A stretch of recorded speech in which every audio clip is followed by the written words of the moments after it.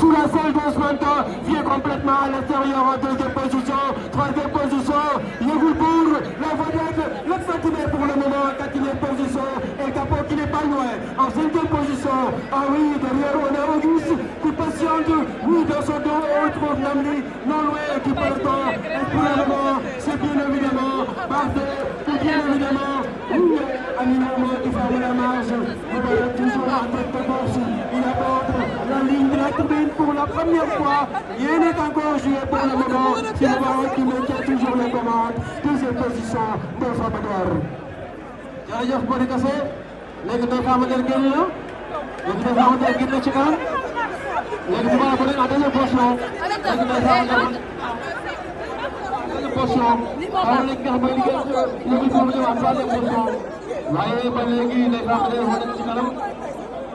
du pare wu ci position moom moo départ moo gënal fas yi, waaye léegi ba léegi Moubarak moo génn, Moubarak moo génn ci kanam, waaye yëngu pour yow en deuxième position,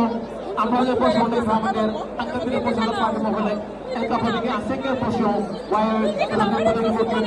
ba mooy Moubarak moo génn ci kanam.